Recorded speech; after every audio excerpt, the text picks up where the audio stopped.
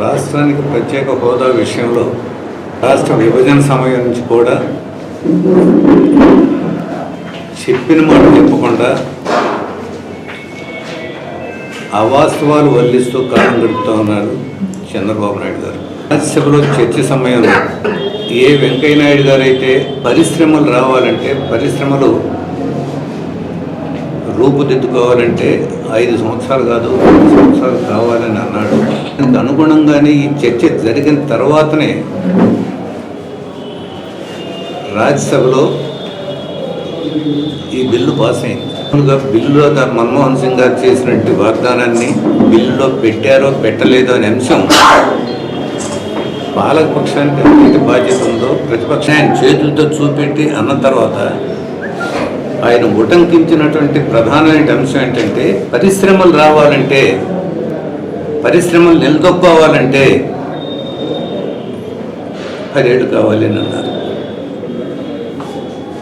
దాని తర్వాత జరిగింది ఎన్నికల ప్రచారం. ఎన్నికల ప్రచారంలో ఇక్కడ నరేంద్ర మోడీ గారు కూడా వీరి పక్క నుండి తిరుపతిలో జరిగిన సభలో 5 సంవత్సరాలు కాదు 10 సంవత్సరాలు కాదు కనీసం 15 సంవత్సరాలైనా కావాలని చంద్రబాబు నాయుడు గారు చెప్పినటువంటి సమయంలో కూడా ఆయన ఉటంకించిన పదాన్ని నేను మళ్ళా గుర్తు చేస్తా ఉన్నా. ఆయన కూడా పరిశ్రమలు రావాలంటే, పరిశ్రమలు నెలకొనాలంటే మొదట 3 సంవత్సరాలు అవి స్థాపించడానికి సరిపోతుంది కాబట్టి 5 కాదు 10 కాదు 15 దాకా కావాలని ఆ రోజు గట్టిగా అన్నాడు. విశాఖపట్నం సభలో కూడా ఉన్నారు. వచ్చిందని వాళ్ళు ఎదురు ప్రశ్నలు వేయటం అనేది ఇది ఒక ఆత్మహత్య సదృశ్యమైనటువంటి పందా తప్ప రెండోది కాదు. మనసును చంపుకొని మాట్లాడుతూ ఉన్నారు. ఇవాళ వెంకయ్య నాయుడు మాట్లాడండి, చంద్రబాబు నాయుడు గారు మాట్లాడండి. రాష్ట్ర ప్రభుత్వం పరిపాలన చూస్తే చంద్రబాబు నాయుడు గారు ఈ ప్రభుత్వం ఏది చేసిందో అది కరెక్ట్, తాను ఏది చెప్తే అది నిజం, ఈ రెండు నమ్మాలి. ఇది నమ్మకపోతే ఎవరైనా సరే పిచ్చివాళ్లే అబద్ధాలు చెప్తున్నారు. ఈవెన్ కొన్ని మన విశాఖపట్నంలో ప్రెస్ మీట్లో కొన్ని మీడియా సంస్థల మీద కూడా మాట్లాడారు.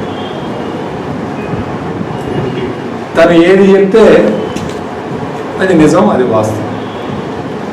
ప్రత్యేక హోదా గురించి చంద్రబాబు నాయుడు గారు ఎన్ని రకాలుగా మాట్లాడారో ఒక్కసారి గతంలో గుర్తు చేసుకుంటే, ఒకరోజు సంజీవిని కాదు, ఫస్ట్ మొట్టమొదటి 15 సంవత్సరాలు కావాలి, తర్వాత సంజీవిని కాదు, తర్వాత ఒకరోజు జైట్లీ గారు పార్లమెంట్లో ప్రత్యేక హోదా, ప్రత్యేక ప్యాకేజీ, ప్రత్యేక హోదా మీద ప్రకటన చేసిన తర్వాత రక్తం ఉడికిపోతుందని చెప్పాడు. మళ్ళీ అదే ప్యాకేజీ ఇద్దరు సుజనా చౌదరి, అరుణ్ జైట్లీ గారు ప్రెస్ మీట్లో అనౌన్స్ చేస్తే, ప్యాకేజీ అనౌన్స్ చేస్తే స్వాగతిస్తున్నా అని చెప్పాడు అర్ధరాత్రి ప్రెస్ మీట్ పెట్టి. సమంజసం, సరే మీ ఇష్టం, మీరు అధికారంలో ఉన్నారు, మీ ఇష్టం వచ్చినట్టు మీరు తీసుకున్నారు. ఎందుకు హోదాని వద్దంటున్నారు? ఇప్పుడు మేము అడిగే ప్రశ్న అది.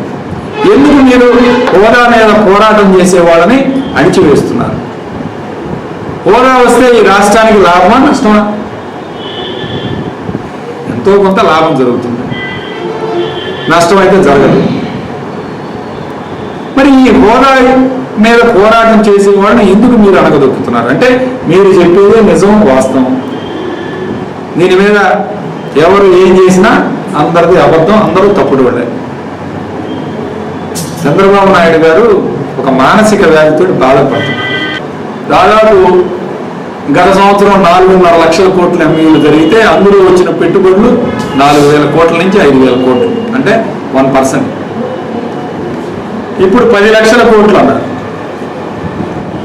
అసలు 10 లక్షల కోట్లు ఎంఓయూలు చేసి సుధీర్ చౌదరి, ఈయన కూడా రియల్ ఎస్టేట్ వ్యాపారం చేస్తాడు, ఆయన కూడా మరి ఎంఓయూ చేసుకున్నాడు. ఇవాళ రియల్ ఎస్టేట్ వ్యాపారం ఎలా ఉంది రాష్ట్రంలో?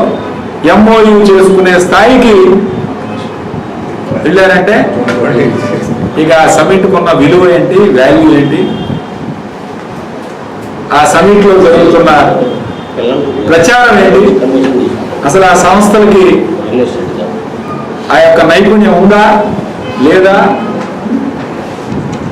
ఇవన్నీ కూడా ప్రశ్నించుకోవాల్సిన అవసరం.